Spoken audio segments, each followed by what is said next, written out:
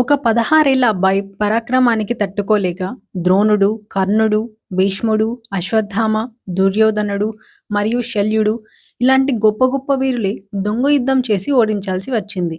ఆ 16 కుర్రాడే అభిమన్యుడు. అభిమన్యుడి వీరత్వం గురించి, ధైర్య సాహసాల గురించి చాలా మందికి తెలిసే ఉంటుంది. కానీ అభిమన్యుడు 16 మహాభారత యుద్ధంలో చనిపోవడానికి ఒక బలమైన కారణం ఉంది. అలానే 7 వలయాలు కలిగిన అతి కఠినమైన పద్మవ్యూహంలోకి అంత చిన్న బాలుడు ఎలా ఛేదించి లోపలికి వెళ్ళాడు? ఈ 2 ప్రశ్నలకి సమాధానాలు ఈ పూర్తి వీడియో చూస్తే మీకే అర్థమవుతుంది. అభిమన్యుడు సుభద్ర గర్భంలో ఉండగానే అర్జునుడు మిగతా పాండవులతో కలిసి అరణ్యవాసానికి వెళ్ళిపోతాడు. కాబట్టి సుభద్ర తన కుమారుడైన అభిమన్యుడితో కలిసి తన పుట్టింట్లోనే ఉంటుంది. అభిమన్యుడికి స్వయంగా తన మేనమామ అయిన శ్రీకృష్ణుడు సకల విద్యలు నేర్పిస్తాడు.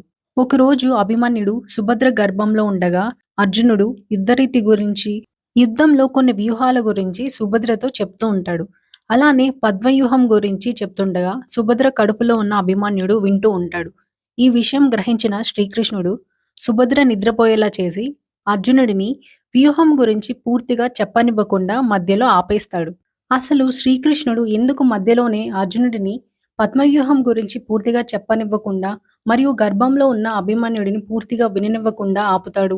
దీనికి ఆన్సర్ ఇవ్వాలంటే అభిమన్యుడి పూర్వజన్మ గురించి చెప్పాలి. ఒకనాడు దేవలోకంలో దేవతలంతా కలిసి సభ ఏర్పాటు చేస్తారు.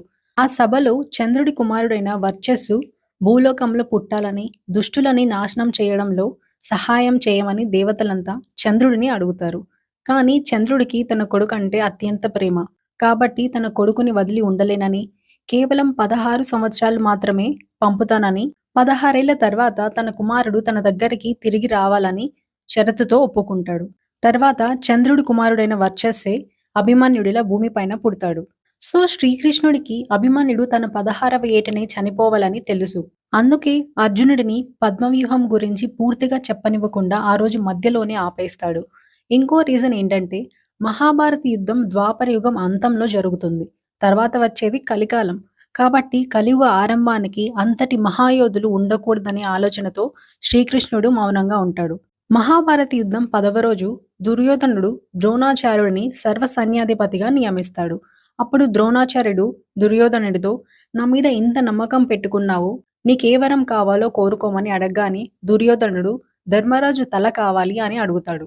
ఒకవేళ ధర్మరాజు గాని చనిపోతే యుద్ధంలో కౌరవులు గెలిచినట్టే.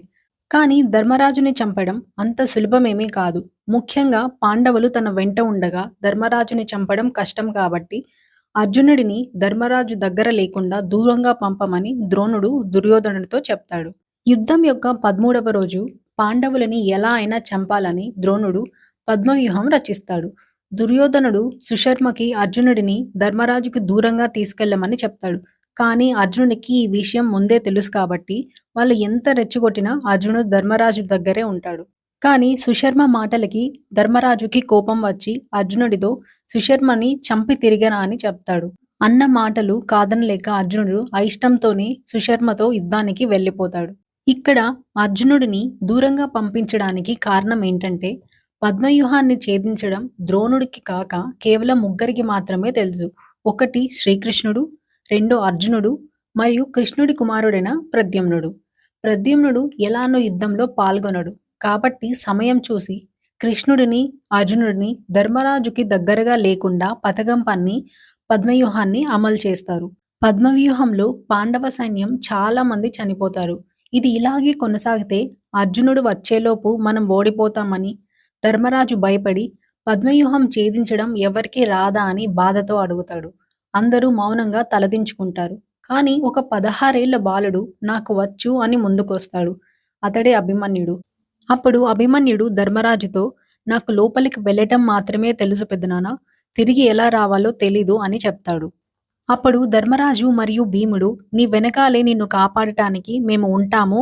నువ్వు కేవలం పద్మవ్యూహంలోనికి ఎలా వెళ్ళాలో దారి చూపించు అని చెప్తారు. ఇప్పుడు ద్రోణుడు పద్మవ్యూహాన్ని ఎలా రచించాడు మరియు అభిమన్యుడు దాని లోపలికి ఎలా వెళ్ళాడో తెలుసుకుందాం. పద్మవ్యూహంలో 7 వలయాలు అంటే 7 సర్కిల్స్ కలిగి ఉంటుంది. కౌరవ సేనను తామర పువ్వు ఆకారంలో ఏర్పరిచాడు ద్రోణుడు. ఈ పద్మవ్యూహంలో రథాలు, గజాలు అంటే ఏనుగులు, ఒక్కో వలయంలో ఒక్కో యోధుడిని శత్రు సైన్యాన్ని లోనికి రానివ్వకుండా ఆపేలా నిలబెడతాడు.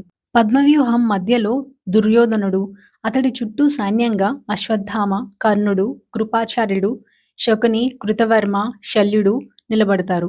పద్మవ్యూహం రచించిన ద్రోణుడు మెచ్చుకునేలా పద్మవ్యూహంలోకి ప్రవేశించి శత్రువులని నాశనం చేశాడు అభిమన్యుడు. వ్యూహం బయటకి వచ్చే మార్గం తెలియకపోయినా కూడా ఏమాత్రం జంకలేదు అభిమన్యుడు. తన సారథి అయిన సుమిత్రుణ్ణి రథం ద్రోణుడి వైపు పోనివ్వమన్నాడు. కౌరవసేనని కత్తికో కండగా నరకడం మొదలుపెట్టాడు. అభిమన్యుడి యుద్ధం చూసి పాండవ సైన్యంలో ధైర్యం పుంజుకుంది. అభిమన్యుడు చేసే యుద్ధానికి కౌరవులు, వాళ్ళ సైన్యం, ఆఖరికి పైనుండి చూస్తున్న దేవతలు కూడా ఆశ్చర్యపోయారు. కౌరవ వీరులు ఎంతమంది వచ్చినా అభిమన్యుడిని ఆపలేకపోయారు.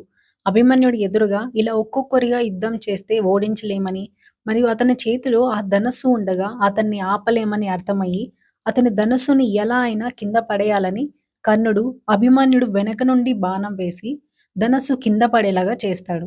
తర్వాత కర్ణుడు, ద్రోణుడు, కృపాచార్యుడు, అశ్వత్థామ అంతా ఒకేసారి కలిసి అభిమన్యుడి మీద దాడి చేస్తారు.